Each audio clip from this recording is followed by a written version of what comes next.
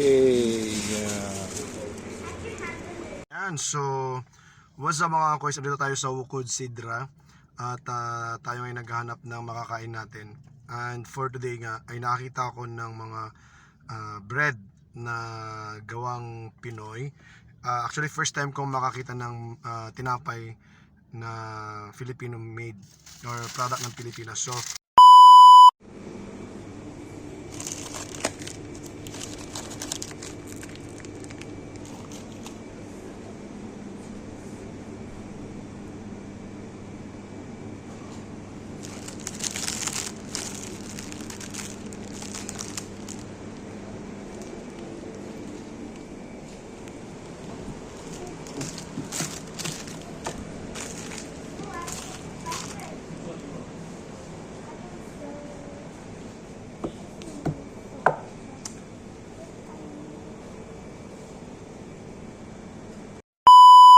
ito yung nabili natin. Meron tayo rito Spanish bread.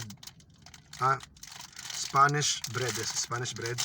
Meron din ditong almond cream. May almond cream din dito. Yes, almond cream. Ito yung Spanish bread. And meron ding ube. Ayan, ube. So, favorite nila mga ube. So, actually, maganda yung packaging niya. Ayan, attractive yung packaging niya. So sabi nung counter, yung staff, matagal na raw silang nagbibenta ng mga gatong bread.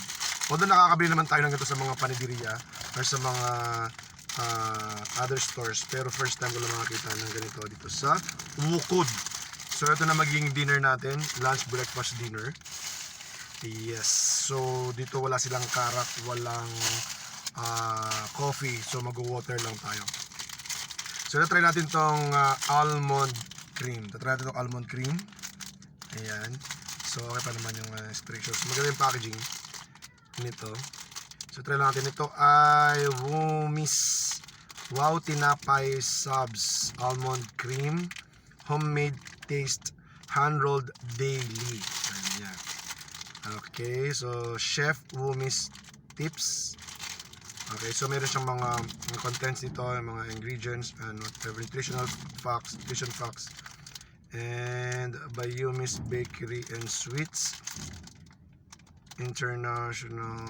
Meron siyang contact number at may QR code din siya, may QR code din dito. So yun. Alright, so check natin. So open na natin siya. Yun. So, malaki ang bread. Ayan. So, ganun pa rin naman. Yung usual na, ayan o. Malaki siya. Malaki. Alright, so, titikman natin.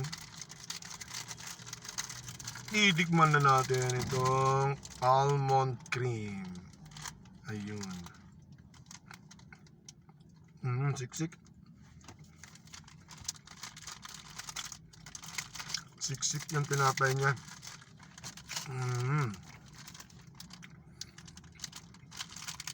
So may feeling siya. Yeah, meron siyang feeling.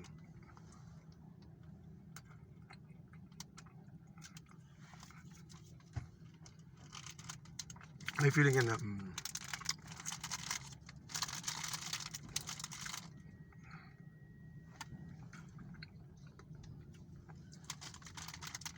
alright. Next naman natin is yung Spanish bread. So yung almond cream na naman is Spanish bread. So natin.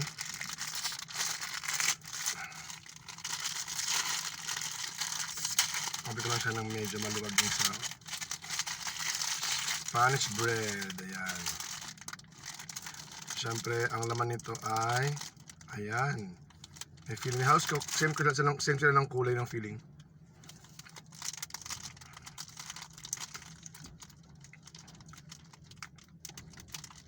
Makapal yung crust ay yung bread niya.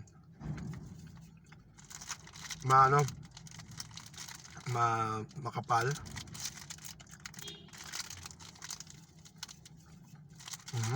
Spanish bread. Next, last but not the least is yung ube. Actually ito tutorial sticks. ube naman. Luwagan lang natin yung opening. Alright, so ito naman ube. So, yeah, meron na siyang mga ube,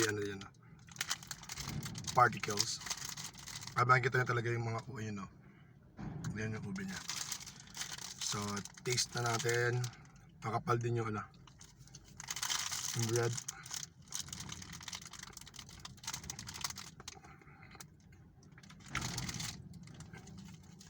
Bread pa din.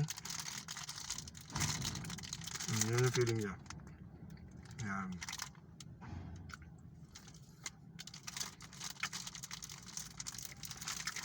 Yun yung feeling.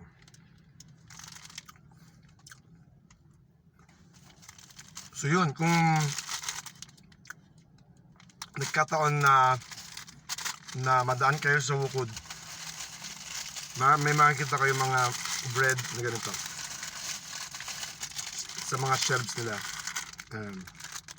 Kaya ko lang ng tinapay kasi gusto ko mag-coffee or mag-karak. Kaso dito sa napuntahan ko walang karak saka coffee na available. So yun. So tinapay na lang yung binili natin. At least try natin. Yeah, merong Filipino product dito ng mga tinapay. Kasi kung malayo naman yung bibilhan natin ng mga tinapay ng may mga bakery or may mga restaurants na nag-offer ng Filipino na tinapay. Malayo. So kung madaan kayo sa mga Wukod, kasi marami namang Wukod na mga locations dito sa Qatar. So yun, makakapag-avail kayo ng Filipino na tinapay na kagaya ng ating Spanish bread, ube at saka almond cream. Yan, so yun po. Salamat po, and please don't forget to hit the subscribe button, hit the notification bell para maging updated po kayo sa ating vlog. Once again, this is Ojuds of Kanoype Vlog. Pagkita-kits ulit tayo. Bye everyone.